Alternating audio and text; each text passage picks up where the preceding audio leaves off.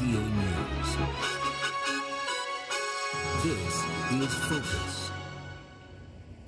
Hello, everyone. I'm Sunya Walls, and thank you so much for joining us for Focus this week. And joining us today is U.S. Senator Roger Wicker. Thank you so much for joining us, Senator. Glad to be here. All Thank right, you. Summer break is almost over. That's right. All right, when do you guys have to return? Monday. On Monday, you'll be back in. Okay. So did you do anything special over the summer break besides work? Well, I visited about 35 counties in Mississippi. Okay, so it's not really a break, is it? Yes, from DeSoto County in the northwest to Jackson County in the southeast, all over the state. Wow. So and we're still at it. I'm sure you That's are. right, yes. Quite busy. Right. Okay, well, a lot of things have been happening while you guys were on your recess. And I think what's on a lot of Americans' minds right now is the fact of this terror group, ISIS. We hadn't heard of them, a few years ago, and it seems like all of a sudden in the media they are portraying them as the most barbaric terror group ever. What are your concerns right now with the ISIS group? They are barbaric. I mean, they're beheading people. The latest we've heard is that they're decapitating people and having small children carry the heads through the villages as a warning. But we've been getting mixed signals from the administration. It wasn't so very long ago that President Obama was calling this the B team and really sort of downplaying the significance of ISIS. He was calling ISIS the B team? He was calling ISIS the B team. That turns out not to be the case. And so now we hear the Secretary of State saying this sort of evil has to be stopped and has to be defeated completely. And the Secretary of Defense says ISIS is something the likes of which we've never seen, a direct threat to our interests everywhere. Well, so we need to decide, is it the B team or is it the worst thing we've ever seen? And I think the consensus is developing not only in the United States but around the world. We've heard this from the United Kingdom with Prime Minister Cameron, that this is a very serious threat. That's scary. Not only regional, but it threatens us as Al-Qaeda did around the turn of the century, which of course culminated in the attacks of September 11, 2001. So it's a very, very serious threat, and we need to take it seriously and act accordingly. I was always curious, when did you start hearing about ISIS? Because it seems like we as Americans just started hearing about this over the last year. But when did you start hearing about ISIS? Well, I would say we've gotten very poor intelligence information about ISIS, and that's one of the criticisms I have coming from Washington, D.C., is that they did not prepare the Congress, it did not fully brief us on what was coming. So I think it took the administration and the intelligence community by surprise when ISIS rolls in to Iraq and they started taking over major cities, Tikrit, in major areas that we thought were immune from an invasion by a major armed force. This we thought was a terrorist group. Turns out they have enough personnel to actually invade cities and take over the government. And a lot of funding as well. They do have funding, indeed, and they're getting funding from some people who purport to be our allies, or at least our colleagues on the international stage. And that's one of the actions that this administration and the international community, NATO, that's one of the actions that we're going to have to take to stop this group. But we need to be focused on defeating them, acknowledging the seriousness of the ISIS threat. It's pretty scary. Okay, I want to mention Senator Rand Paul wrote an op-ed piece in the Wall Street Journal over the weekend, and he said, and this is a quote, "Any actions we take today must be informed by what we've already done in the past and how effective our actions have been. Shooting first and asking questions later has never been a good foreign policy." But then you look at Democratic Senator Dianne Feinstein. She says that the president is too cautious on Syria. Now, where do you stand in this? Well, I personally like Senator Rand Paul and also Senator Feinstein. I do think that we would have to acknowledge that Senator Rand Paul has a more isolationist view of foreign policy. And it's something that concerns me because we have interests all over the world, and they need to be protected. I agree with Senator Feinstein to the extent that she said the president has been too cautious. Now, Senator Feinstein is chair of the Intelligence Committee in the United States Senate, so she sees briefings on a daily basis that most of us don't have an opportunity to see because she's the leader in terms of the intelligence community. I don't think you could characterize our policy as shoot first and ask questions later. But I will say this: we need to learn from the mistakes of the past. Yeah. And one of the mistakes, in my view, was when the president was so eager to say he had totally withdrawn from Iraq. He ignored the advice of the generals who were telling him, we've got to leave a follow-on force there as a stabilizing force. Now, we've done that time and time again. We did that after World War II in Germany and in the United Kingdom, and there's nothing unusual about that. We did it very successfully in South Korea, and we've had a stable democracy in South Korea because of a follow-on stabilizing force. We didn't have that, and I think that was a mistake in Iraq. We should have made sure we got a status of forces agreement with the leadership of Iraq, and we should have left a follow-on force there. And I think if we had, we wouldn't have ISIS moving in, taking over major cities. So from that standpoint, yes, Senator Paul is right. We need to learn from the mistakes of the past.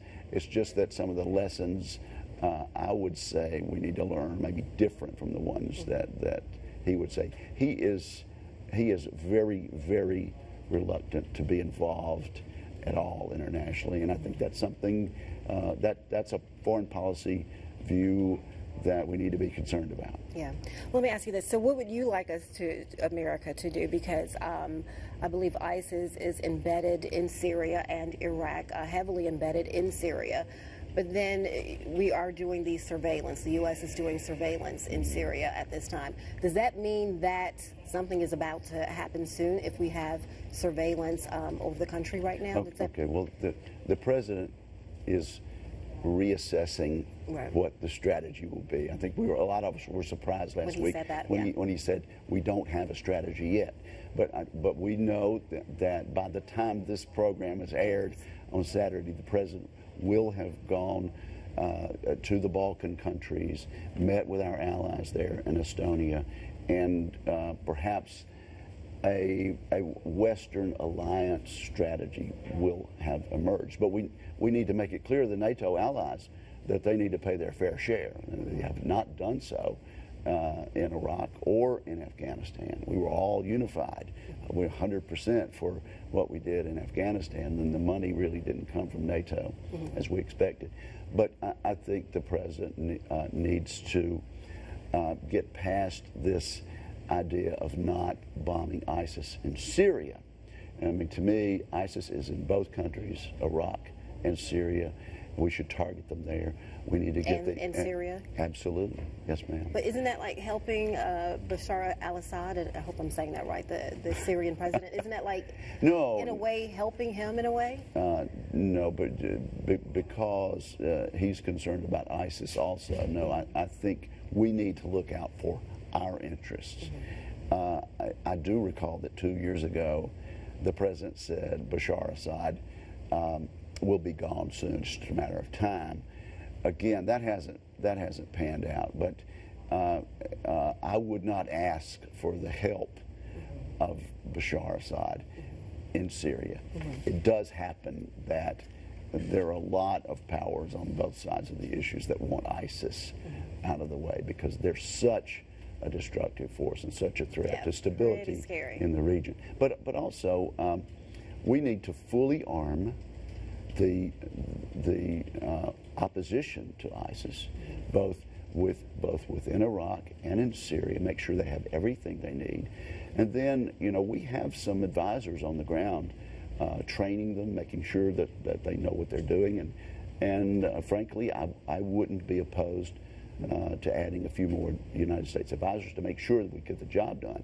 If they're a threat like we've never seen. Right. And if, as the Secretary of State says, they're an evil that must be destroyed and must be defeated, then we need to set about the task of actually doing that and not just talking about it or engaging in half measures. And I think we can do that without a ramp up of U.S. boots back on the ground, which the American people are against. But I do think they are for doing what we didn't do a decade and a half ago in Afghanistan. That is stopping a terrorist group that eventually has designs on an attack on our homeland.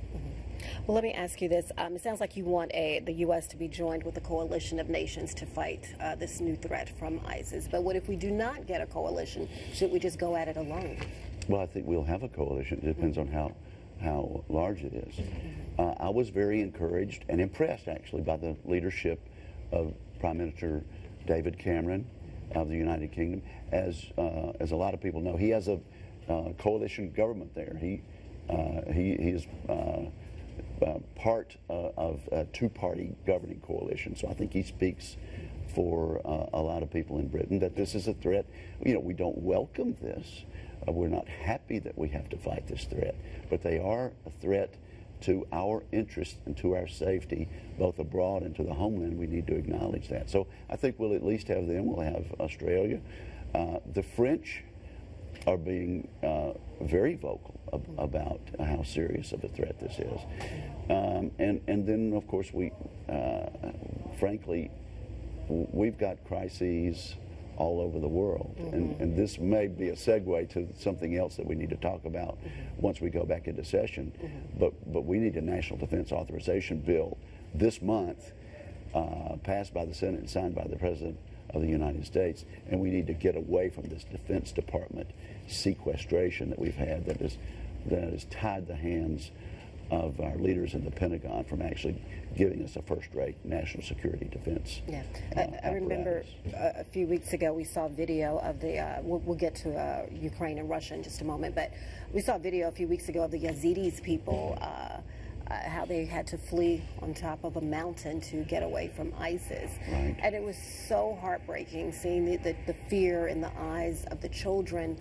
And do you think something will happen soon? I mean, because like you said, things can happen just like that. I mean, do you anticipate something happening soon once Congress gets back into session? Well, something needs to happen soon. And of course, not just the Yazidis, it's the Christian minorities, of which there are thousands and thousands in Iraq and Syria. And they deserve a chance to practice their religion and live their lives as they choose. And so there are a lot of things that are going on that need immediate attention. Now, we got a little bit of good news from these Yazidis. It turns out that they were able to take sanctuary, and it wasn't quite as existential a threat to that religious minority as we thought. But things are crumbling fast in the Middle East. Yeah. And the number one threat is this ISIS group, which wants an Islamic caliphate as a base for projecting their power and their evil concept of world domination all around the world. So yeah, we need to act fast, and time's a wasting. As a matter of fact, I wish we already had developed an international strategy, but we're where we are now. Yeah, we are. And so I wish the president well as he negotiates with Western leaders this week. Okay. I know I read somewhere where it's reported that 100 Americans, I think that's a low number, have crossed over to Syria or Iraq to help ISIS fight. Do you guys get any information about that, like as a senator, U.S. senator? We get a lot of information. But that's alarming. It is alarming, yeah. and I think from the Western European allies, the numbers are more in the several hundreds of young men, for the most part, who've been convinced in their own mosque or wherever that they should go over to the other side and fight for this very, very cruel and barbaric Islamic sect. Okay, let's move on to Russia and Ukraine. Very volatile situation over there as well. I would hate to be the president right now. There's so much going on around the world. And NATO said that this week at least 1,000 Russian soldiers are in Ukraine. Russia, however, of course, denies that. And NATO also says that Russia has amassed some 20,000 troops just across Ukraine's eastern border, which could rapidly carry out a full-scale invasion. What should America do to push back Vladimir Putin without military action? Because it seems as if sanctions do not work. Well, we need to keep the sanctions going, and we need to strengthen the sanctions if we can. But also, we have not fully armed the Ukrainian military. Now, these are people that we have signed a treaty with years and years ago. We told them if they would give up their nuclear weapons, then we would have their back. And we have. The United States solemnly agreed to do this. The United Kingdom solemnly agreed to do this. And the Russian Federation signed off on that. So by actually invading the territory, the Russian Federation, under this neo-Stalinist leader that they have, Vladimir Putin, has violated really almost every principle of the United Nations.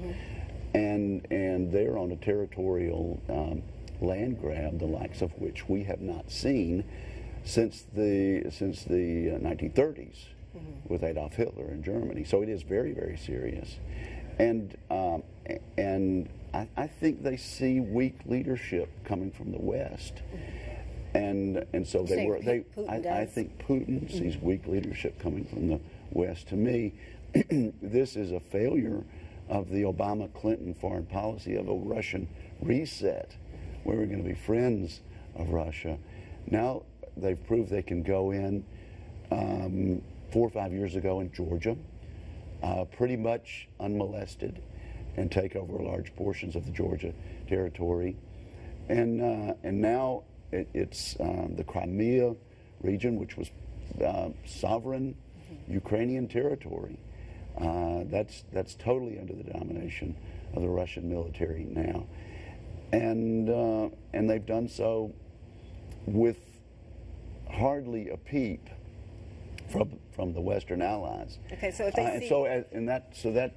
that takes place 4 or 5 months ago, and what do we see now? We see tanks rolling in to other areas of Ukraine, and while Putin denies that this is existing, the satellite photos are pretty clear on that. Okay, so you're saying Putin sees weak leadership from the West. Okay, we are where we are, so what should we do now? You said tougher sanctions. And all along, we should have been giving our Ukrainian treaty allies the best equipment that they could possibly have. These are patriots fighting for their own country, defending their own sovereign Ukrainian territory, and trying to be a former Soviet satellite, a former Soviet republic, actually, that is now free and attempting to throw off the shackles of authoritarianism and develop a more modern democracy. We should be helping them any way we can, and it's absolutely in our national interest to do so. But also, another thing that we haven't talked about is we ought to be using this vast discovery of natural gas that we've seen in the United States in the last 5 or so years, developing a quicker permitting process to allow us in the United States to develop an export business of liquefied natural gas. If we would do that, we could not only help our friends in Ukraine, but also these Baltic allies that used to be dominated by the Soviet Union, that the president has been visiting just this week, and say we can actually export to you American LNG and protect these countries from the domination that a single source of energy by Russia has had on all of the neighbors that they used to dominate when they were the Soviet Union. So if we did that, you're saying that would help cripple Russia's economy? Well, it would help give our allies a reliable source of energy, and they wouldn't be subject to the whims and the domination of their neighbor to the east, Russia. Okay. That's a very good idea. Okay, well, let's move closer to home here in Mississippi.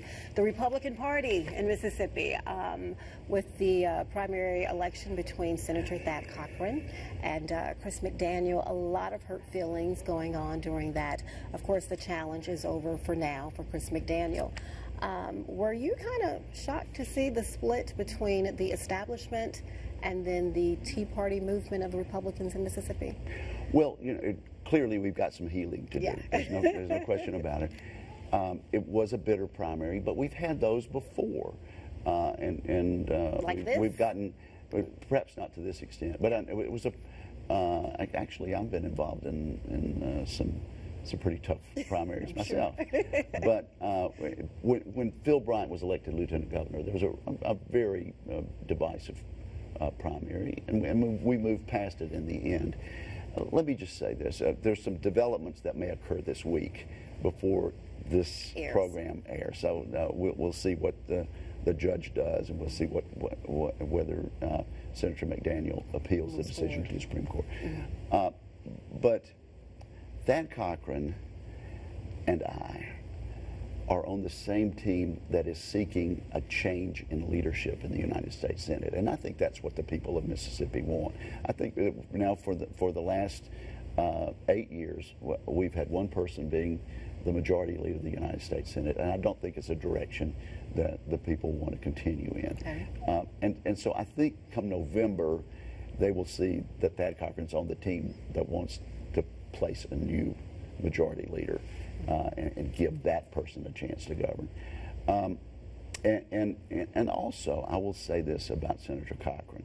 You know, after 40 years of service, he's always been a unifying force in Mississippi, actually. He's such a gentleman, too. Well, and he's a Republican that has always gotten black support, has always gotten Democrat support, and I expect if anybody can provide that calm, unifying general election message, it will be Senator Cochran. And of course, I support him because not because he's such a great guy or a friend, or I've known him forever. Years. Not because of that, but what he can do for the people of Mississippi in his position, potentially as the next chairman of the Appropriations Committee. There are just so many ways that Thad can help us in Mississippi on things that we need. And I know we're going to talk about the National Guard, but I know as chairman of the Appropriations Committee, he can help us protect the 155th and our Apaches there, our shipbuilding industry on the coast, the fact that some states are trying to take our C-130J aircraft away from us and move them to other air bases. It helps, and it helps the people of Mississippi in our effort to create a better life and to create better job opportunities. So I think because he can help Mississippi, I really think in the end Senator Cochran will be reelected in November, and I hope so. Okay, well, you mentioned the 155th Armored Combat Brigade. That's something that is near to your heart. Right now, I understand that the Department of Defense is proposing to dissolve the unit, and where are we at with that right now? I mean, I know you and Cochran Senator Cochran have worked very, very hard. Here's where we are. I have an amendment that is part of the National Defense Authorization Act. It would prevent the Pentagon from going forward with these changes to the National Guard, which go past Mississippi and affect many, many of our states. That's why so many of our adjutants general around the nation are opposed to this. And basically, it stops the administration for a year, requires a study about the cost and effect, and I think once that study is done, it will show there's no savings. And also, I'll just say, General Collins is our adjutant general. He's a native of Prentiss County, doing a great job for us. He tells people like me, a member of the Senate Armed Services Committee, that we would be a decade in Mississippi getting over the negative effect of this Pentagon plan. So it's that serious. It's not just the 155th and not just the Apaches. It's the entire National Guard from the coast on up to the Tennessee line. And that's how many families affected? Well, thousands. Yes, thousands, absolutely. But also it's the national defense of our country. Yeah.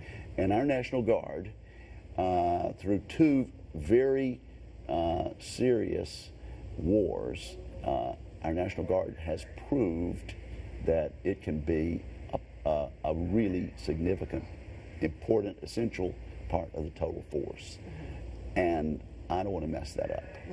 So I think if we could get this bill that's been reported from the committee to the floor during September and then get it to the president's desk for signature, then we will have a year's breathing room there, and I think eventually we'll be able to restructure the National Guard in a way that will not hurt Mississippi. Is there anything like constituents can do from preventing this from happening? Well, like writing, you know, what can they do? What can constituents do? Well, let me just say, so many people. They should know that their two senators and their 4 representatives, and that's all we've got in Congress, 4 congressmen now, are committed and unified to protect the 155th and the National Guard as a whole. And so I've been hearing from them, and my message is we're all over this issue. And so I guess if they know anyone in other states that might be reluctant to bring that defense bill to the floor in September, to me it's my #1 priority. The leader is not going to have us in session very many days in September. I regret that. But there are members running for re-election that do need to get back to their constituencies. And you know, I can understand, I've been in their situation. But it would be a shame to me if we let the fiscal year end without reauthorizing our national defense bill. Okay. Are you hopeful that is? I am hopeful. Because I know the leadership of both parties have been asking people to get their amendments in order and get them ready. And so I hope that that Leader Reid sees it as I do. With everything going on in the world today, the best thing we can do in the limited days we have in September is bring the national defense bill to the floor, get the amendments taken care of, and get it to the president for his signature. I think we'll have the cooperation of the House. The House has already done its work months ago. Their bill is over on our side, and they're awaiting action, waiting for us. And also they feel much as we do.